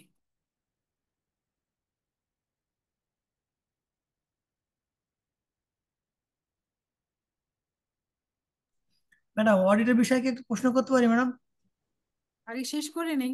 আচ্ছা। অডিট তো শুরুই হইলো না পড়া, পড়ছি পুরো বইটাই তো অডিট। হ্যাঁ, অনেক বিষয় আছে, প্রত্যেকটা চ্যাপ্টারে এক একটা জিনিস নিয়ে আলোচনা করা হয়েছে। হ্যাঁ, সো আপনি একটু ধৈর্য ধরে আমাদের সাথে থাকেন, চ্যাপ্টারের টপিকগুলো ভালো করে বুঝেন, দেখবেন যে এরপর আপনার অডিট নিয়ে আর কোনো কোশ্চেনই থাকবে না। ঠিক আছে, শুধু আমাদের সাথে থাকেন, কারণ এমন হতে পারে যে আমি এই জিনিসটা নেক্সটে ডিসকাস করবো আপনাদের সাথে, বাট আপনি এখন কোশ্চেন করে বসেছেন। হ্যাঁ, সেটা বুঝাতে গেলে আমার ব্যাপক সময় নষ্ট হবে। So go with the flow. এখন যেমন একটা ট্রেন্ড চলছে ছবিকে গুগল জেমিনি দিয়ে চেঞ্জ করা, so go with the flow. আপনি আমার ফ্লো, পড়ার ফ্লো এর সাথে চলেন, দেখবেন আপনাদের কাছে বোধগম্য হবে সবকিছুই। ঠিক আছে? Okay ma'am. Okay, ISA 520 states that analytical procedures include. So, analytical procedure auditing standard এর কোন সেকশনটাতে বলা আছে? ISA 520 ma'am. 520। Yes, 520 নাম্বার সেকশনে আপনি গেলে অ্যানালাইটিক্যাল প্রসিডিউর সম্পর্কে জেনে যান। Okay, the consideration of comparison with, the consideration of comparison with কিসের কিসের সাথে? অ্যানালাইটিক্যাল প্রসিডিউর মানে হচ্ছে কম্প্যারিজন করা, লাস্ট ইয়ারের সাথে এই ইয়ারের একটা কম্প্যারিজন। হ্যাঁ, নট অনলি লাস্ট ইয়ার, আমি আরো ডিটেলসে আসতেছি। Comparable information for prior period, অর্থাৎ আমার গত বছর কি ছিল, এই বছর কি, কতটুকু বেড়েছে কতটুকু কমেছে, সিগনিফিকেন্ট কিনা ডেভিয়েশনটা, এগুলো এই যে ব্যাপারগুলোকে আমি কম্পেয়ার করি, এটা কিন্তু অ্যানালাইটিক্যাল প্রসিডিউর। ঠিক আছে, সবচেয়ে কমন হচ্ছে প্রায়র পিরিয়ডের সাথে আমার কম্পারিজন করা। সেকেন্ড হচ্ছে anticipated result of the entity such as budgets or forecast or expectation of the auditor. So আমি not only prior period, sometimes আপনার একটা বাজেট, আপনি এই বছর হয়তো 100 টাকা, আগামী বছর হয়তো 120 টাকা খরচ করবেন, সেটারও একটা বাজেট আছে। সো আমি অডিট করার টাইমে যদি ওই বাজেটটাও আমার হাতে আসে, not only prior period, future পিরিয়ডের সাথেও অনেক সময় কম্প্যারিজন করে দেখা হয় যে সেটার যৌক্তিকতা কতটুকু। তবে আবারও বলছি, এটা সবচেয়ে বেশি চলে প্রায়র পিরিয়ডে, সবচেয়ে পপুলার এবং মানে সবসময় করা হয় এটা। আরেকটা কম্প্যারিজন আছে ইন্ডাস্ট্রি কম্প্যারিজন। ধরেন আমি একটা গভর্নমেন্ট ব্যাংক, আমার কম্প্যারিজন হবে আরেকটা গভর্নমেন্ট ব্যাংকের পারফরমেন্স কেমন, তার লোন অ্যান্ড অ্যাডভান্সের সংখ্যা কেমন, তার প্রপার্টি প্ল্যান্ট ইকুইপমেন্ট কেমন, সেগুলোর সাথে। প্রাইভেট ব্যাংকের সাথে প্রাইভেট ব্যাংক, লিস্টেড ম্যানুফ্যাকচারিং এর সাথে আরেকটা লিস্টেড ম্যানুফ্যাকচারিং। ঠিক আছে, যে ঠিক আছে আমি এই ক্লায়েন্টটা করছি, এই এই এই টাইপের সিমিলার আর কোন অর্গানাইজেশন আছে, তাদের ফাইন্যান্সিয়াল স্টেটমেন্টটা কেমন। যদি ইনফরমেশন পাওয়া যায় অ্যাজ অডিটর, আপনি সেটার সাথেও কম্পেয়ার করতে পারেন যে আপনি যে ক্লায়েন্টটাকে অডিট করছেন তাদের ওভারঅল ফাইন্যান্সিয়াল ইনফরমেশন বা ফাইন্যান্সিয়াল কন্ডিশন কেমন। ঠিক আছে, সো কম্প্যারিজন কতভাবে করা যায়? একটা দেখলাম প্রায়র পিরিয়ডের সাথে, যেটা সবচেয়ে বেশি পপুলার। আরেকটা হচ্ছে বাজেটের সাথে, অর্থাৎ যদি ফিউচারের ইনফরমেশন যদি আপনার কাছে থেকে থাকে তাহলে আমরা বাজেটের সাথে একটা কম্প্যারিজন করতে পারি। আর আরেকটা হচ্ছে ইন্ডাস্ট্রি কম্প্যারিজন। আপনার যদি সিমিলার ইন্ডাস্ট্রি ইনফরমেশন আপনার কাছে থেকে থাকে তাহলে অবশ্যই আপনি সেই ইন্ডাস্ট্রি ইনফরমেশন নিয়ে একটা কম্প্যারিজন করতে পারেন। এন্টিটিস রেশিও যেমন, আরেকটা কম্প্যারিজন হয় যেমন হচ্ছে গিয়ে আপনি টোটাল অ্যাসেট যদি 100 টাকা হয়, টোটাল অ্যাসেটের মধ্যে ইনভেন্টরি 60, তার মানে কি 60% হচ্ছে ইনভেন্টরি। ঠিক আছে, বা ক্যাশ অ্যান্ড ব্যাংক ব্যালেন্স হচ্ছে 20 টাকা, তার মানে 20% হচ্ছে ব্যাংক অ্যান্ড ক্যাশ ব্যালেন্স। তাহলে এরকম যদি টোটাল অ্যাসেটের মধ্যে ইনভেন্টরি কত, প্রপার্টি প্ল্যান্ট ইকুইপমেন্ট কত, অ্যাকাউন্ট রিসিভেবল কত, এগুলা নিয়ে যদি একটা পার্সেন্টেজ করা হয়, আপনি যদি দেখেন ইনভেন্টরি হচ্ছে টোটাল অ্যাসেটের মধ্যে 60%, আপনার কি প্রায়োরিটি ওইদিকেই যাবে না? রাইট, যে টোটাল অ্যাসেটের মধ্যে সবচেয়ে বেশি হচ্ছে ইনভেন্টরি, তার মানে ইনভেন্টরিটাকে আমরা আগে অডিট করি, হয় কি না? অর্থাৎ যেইটা বেশি লোড বা বেশি ইম্পর্টেন্ট বা সিগনিফিকেন্ট ফিগার, সেটাকে আগে অডিট করা হয়। ওকে, সো এভাবেও কিন্তু একটা কম্প্যারিজন করা হচ্ছে বা একটা আমার অ্যানালাইটিক্যাল প্রসিডিউর করা হয়। আর এখানে দেখেন কনসিডারেশন অফ রিলেশনশিপ বিটুইন, এটা অলরেডি আমরা কিছুটা বলেছি। Elements of financial information that would be expected to confirm to a predictable pattern based on the entity's experience, such as relationship of gross profit to sales. আপনার এখানে কি বলেছে? Consideration of relationship between, আপনার sales এবং gross profit কিন্তু related. সেলসের সাথে আর কিসের কিসের রিলেশন আছে বলেন তো? Receivable. রিসিভেবল, পেয়েবল, পারচেজের সাথে পেয়েবল, সেলসের সাথে হচ্ছে রিসিভেবল, রাইট? এই যে ব্যাপারগুলো Yes, একটা madam. তারপর আবার ইনভেন্টরিও কিন্তু এটার সাথে রিলেটেড। সো এই যে একটা রিলেশনশিপ মেনটেন করে কোনটার সাথে কি রিলেটেড, এটা চেক করে যখন আপনি অডিট করেন, অডিটটা কিন্তু ভালো হয়। ঠিক আছে, শুধু সেলস আলাদা অডিট করলেন, অ্যাকাউন্ট রিসিভেবল শুধু আলাদা অডিট করলেন, ওইটা না করে সেলস, অ্যাকাউন্ট রিসিভেবল এগুলো যদি একসাথে অডিট করেন, আপনার কিন্তু অডিটের রেজাল্ট ভালো আসবে বা কোয়ালিটি অডিটটা হবে। ঠিক আছে, আর আরেকটা জিনিস যেটা বলেছে, financial information and relevant non-financial information such as the relationship of payroll cost to number of employees, এটা অলরেডি বলেছি, রাইট? দেখেন তো এই কথাটা বলেছি কিনা আমরা। জি বলেছেন ম্যাডাম। ওকে, সো লাস্টে কনক্লুশন কি? various methods may be used to perform analytical procedure, অর্থাৎ অ্যানালাইটিক্যাল প্রসিডিউরের জন্য আমরা অনেক অনেক মেথড ইউজ করি। This method range from performing simple comparison to performing complex analysis using advanced statistical technique. The choice of procedure is a matter of auditor professional judgment. অর্থাৎ আপনি কি শুধু প্রায়র পিরিয়ডের সাথে অ্যানালিটিক্যাল প্রসিডিউর করবেন, নাকি prior period, future, similar industry সব ধরনের কম্পারিজন করবেন? অর্থাৎ আপনি সিম্পল কম্পারিজন করবেন নাকি আপনি কমপ্লেক্স করবেন, it is up to you. কোনো জায়গায় বলে দেন অডিটর সাহেব আপনি শুধু এভাবে কাজ করেন, অর্থাৎ আপনি কিভাবে কাজ করবেন, কিভাবে ক্লায়েন্টের কাজ উঠাবেন বা কিভাবে আপনার অডিট প্রসিডিউর অ্যাপ্লাই করবেন, এটা কিন্তু জাজমেন্টাল। এটা আপনার সিনিয়ররা বা আপনার অডিট যে এক্সপিরিয়েন্স, সেটার বেসিসে কিন্তু ডিসিশন নিতে হবে। কেউ কিন্তু বলে দিবে না যে তুমি কাজ এইটুকু করো, তুমি কাজ এইটুকু করো না। ঠিক আছে, সো কি করবেন না করবেন, কতটুকু করবেন, ইটস ডিপেন্ড অন অডিটরস। অডিটরস জানে সে একটার সাথে কম্পেয়ার করবে না, দুইটা না তিন রকম, কিভাবে কি করবে এটার তার উপর। তবে যত বেশি অ্যানালাইসিস করে অডিট করা যায় তত পারফেক্ট রেজাল্ট আসে। কিন্তু টাইমও একটা ম্যাটার, যার কারণে আমি অন্তত শুধু এটাকে প্রেফার করি। তবে একটু ইম্পর্টেন্ট ক্লায়েন্ট বা লিস্টেড ক্লায়েন্ট হলে সিমিলার ইন্ডাস্ট্রি, এই ব্যাপারটাও মাথায় রাখতে হবে। আদারওয়াইজ প্রায়র পিরিয়ডের সাথে কম্পেয়ার করলেই কিন্তু একটা ভালো জায়গায় পৌঁছানো যায়। আপনারা যদি কেউ আপনাদের পার্টনারদের অডিট রিভিউর কখনো সম্মুখীন হন, হয়তো অবাক হবেন, অথবা ম্যানেজার বা ডিরেক্টর যাদের অত অভিজ্ঞতা আছে অডিটর, রিভিউর সময় সে এত চট করে ধরে ফেলে এই ক্লায়েন্টের কোথায় প্রবলেম আছে, ইম্পর্টেন্ট এরিয়া কি, রাইট? সো মাঝে মাঝে অবাক লাগে না যে উনি কিভাবে বুঝলো এটা, বা উনি কিভাবে বুঝলো এখানে সমস্যা আছে।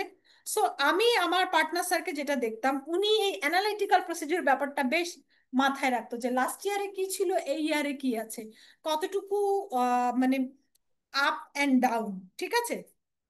সো এগুলো যদি আপনি একবার ভালো করে পড়ে নেন বা ভালো করে জানেন, তাহলে কিন্তু আপনার জন্য অডিট করাটা ইজি হবে। ম্যাম, এই যে চট করে ধরে ফেলাটা এটা তো প্রফেশনাল স্কেপটিসিজম বলা হয়, তাই না? হ্যাঁ, বুঝি নাই। এই যে একজন পার্টনার যে মানে একটা জিনিস তাড়াতাড়ি ধরে ফেলে মানে ভুল, এটা তো প্রফেশনাল স্কেপটিসিজম বলা হয়, তাই না? Professional judgment. না না, professional judgment. Okay ma'am. Professional judgment, ঠিক আছে? সো এইটা হচ্ছে তার এক্সপিরিয়েন্সের বেসিস। আর আমি যেটা দেখেছি স্যার হচ্ছে এই যে কম্প্যারিজনটা, যেটা অ্যানালাইটিক্যাল প্রসিডিউর, এটা বেশ মাথায় রাখতো, ঠিক আছে?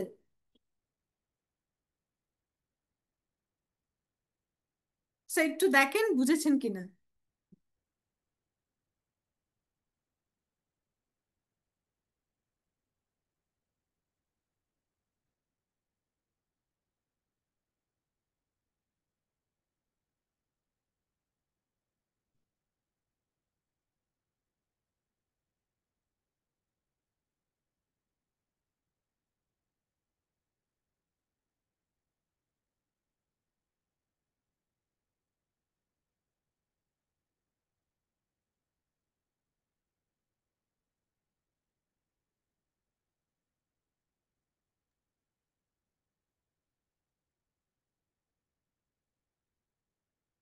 আমরা clear? Yes, madam. Okay, that's great.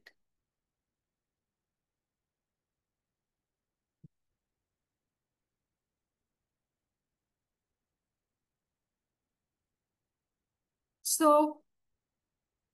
Analytical প্রসিডিউরটা আমরা দেখলাম কিভাবে কাজ করে, কিভাবে আহ, এটাকে ইউজ করতে হয় অডিটের ক্ষেত্রে। হুম।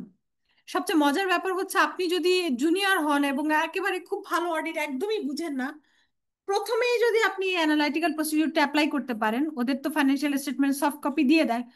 আপনি হচ্ছে আপনার ল্যাপটপে লাস্ট ইয়ারে কত ছিল, এই ইয়ারে কত ছিল, ডেভিয়েশন কি, এটা যদি আপনি একটু বের করে ফেলেন পার্সেন্টেজটা, ইজিলি আপনি পার্সেন্টেজ দেখেও ডিসিশন নিতে পারবেন কোন লাইন আইটেমটা আপনাকে আগে শুরু করতে হবে।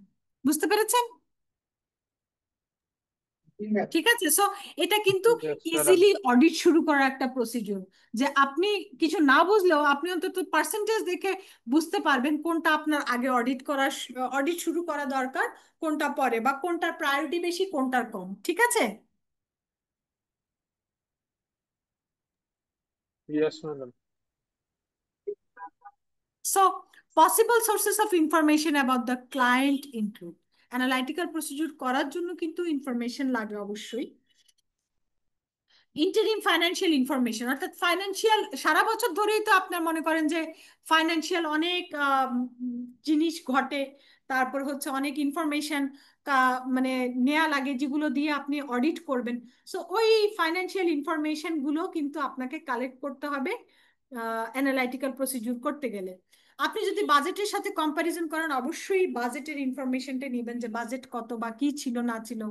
ম্যানেজমেন্ট অ্যাকাউন্টস, এখন অবশ্য দুই টাইপের অ্যাকাউন্টস করার সুযোগ নেই, যেহেতু ডিবিসি চলে এসেছে। আপনার হচ্ছে এনবিআরও একটাই অ্যাকাউন্টস জমা দিতে হয়। হ্যাঁ, আগে এই ব্যাপারগুলো ছিল, দুইটা অ্যাকাউন্টস করতো, দেখা যাচ্ছে একটা অডিটের জন্য অ্যাকচুয়াল অ্যাকাউন্টস, আর একটা ট্যাক্সের জন্য আরেকটা অ্যাকাউন্টস করা লাগতো, সেটা এখন আর খুব একটা হয় না। নন ফাইন্যান্সিয়াল ইনফরমেশন যেরকম হচ্ছে বললাম, স্যালারির জন্য আপনার ইনফরমেশন হলো যে ইনক্রিমেন্ট কত পার্সেন্ট, তারপরে হচ্ছে গিয়ে অ্যাপয়েন্টমেন্ট কতজন হয়েছে নতুন বা কতজন গিয়েছে না গিয়েছে, এই যে প্রত্যেকটা লাইন আইটেমে এরকম নন ফাইন্যান্সিয়াল ইনফরমেশন গুলো আপনাকে কালেক্ট করতে হবে অডিট করার জন্য, অ্যানালাইটিক্যাল প্রসিডিউর করার জন্য। ব্যাংক অ্যান্ড ক্যাশ রেকর্ডস গুলো লাগবে, ভ্যাট রিটার্ন লাগবে, আপনার বোর্ড মাইনার্সে কি থাকে, ওই যে কত পার্সেন্ট আপনার ইনক্রিমেন্ট হয়েছে বা কত পার্সেন্ট সেলস হয়েছে, সো এইগুলো কিন্তু বোর্ডের ডিসিশন। সো বোর্ড মাইনার্স গুলো আপনি যখন অ্যানালাইটিক্যাল প্রসিডিউর করবেন নন ফাইন্যান্সিয়াল ইনফরমেশনের জন্য, এই বোর্ড মাইনার্স গুলো আপনার কাজে দিবে। Discussion or কারেসপন্ডেন্স with the client at the earring, আপনার ক্লায়েন্টের সাথে কারেসপন্ডেন্স করেও কিন্তু আপনার অ্যানালাইটিক্যাল প্রসিডিউরের অনেক ইনফরমেশন আপনারা কালেক্ট করতে পারবেন, সেটা সম্পর্কে আপনাদের মানে মতামত দেয়া কিংবা এটা নিয়ে অডিট করা, এগুলো আপনাদের জন্য ইজি হবে। ঠিক আছে, ওকে। দেন আমি আরেকটা জিনিস পড়াই আজকের মতো, আর খুব একটা ডিপে যাব না। আচ্ছা, ম্যাটেরিয়ালিটি কি, কিভাবে কাজ করে, কি ব্যাপারগুলো আমাদের একটু জানাটা জরুরি। আচ্ছা, আমি এখানে একটা জিনিস একটু আপনাদেরকে দেখাই। ধরেন এখানে কতগুলো পার্সেন্টেজ দেয়া আছে, প্রফিট বিফোর ট্যাক্স এর 5%, গ্রস প্রফিটের 5 থেকে 1, রেভিনিউ 5 থেকে 1, এরকম ওরকম অনেক কিছু। ধরি আপনি কাজ করতে গিয়েছেন, এক জায়গায় অডিট করতে গিয়েছেন, সেখানে রেভিনিউ হচ্ছে 1 crore।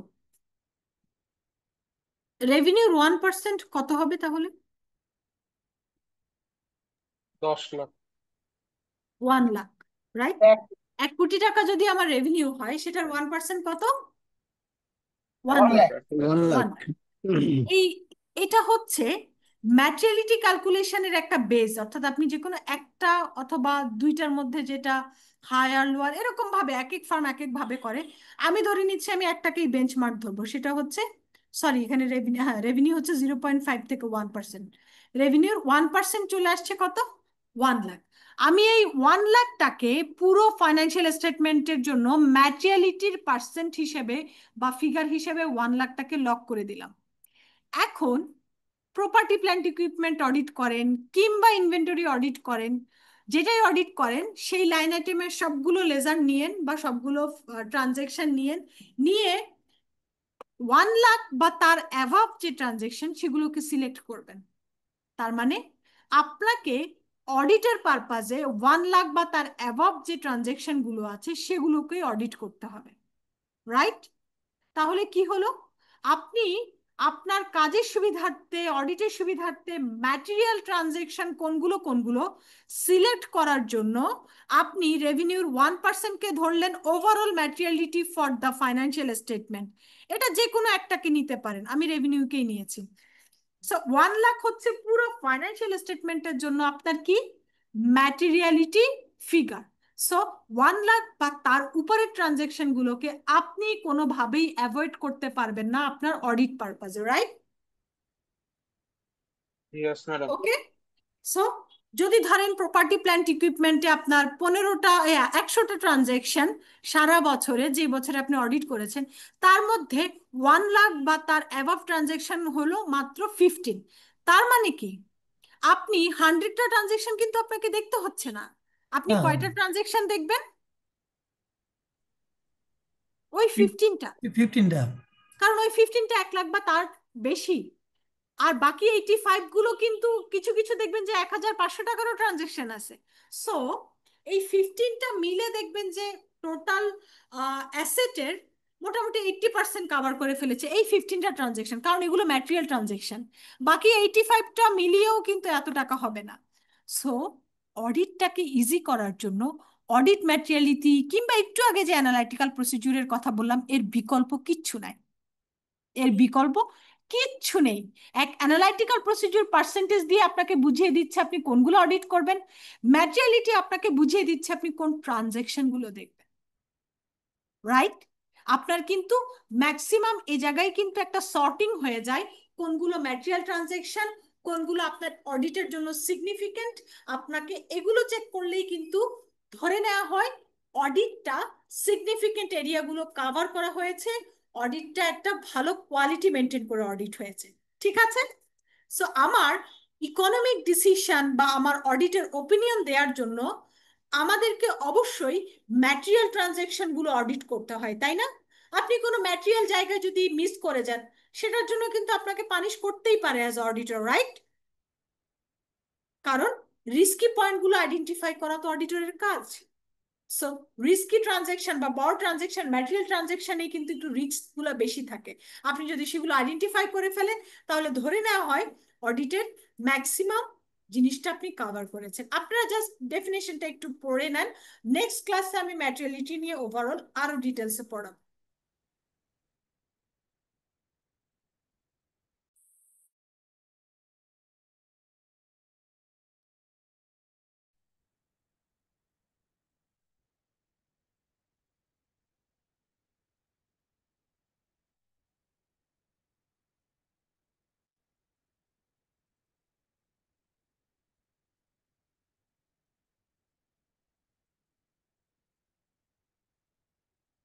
আমি আপনাদেরকে চ্যাপ্টারটা শেয়ার করেছি, যদিও চ্যাপ্টারটা শেষ হয়নি, আমরা মাঝামাঝি জায়গায় আছি, তারপর শেয়ার করেছি যাতে করে বাসায় একটু আপনাদের দেখতে সুবিধা হয়। সো সোফার যতটুকু ম্যাটেরিয়ালিটি নিয়ে একটু ডিসকাস করেছি, এটাতে কি ডেফিনেশনটা কিছুটা বোঝা যাচ্ছে? Yes, madam.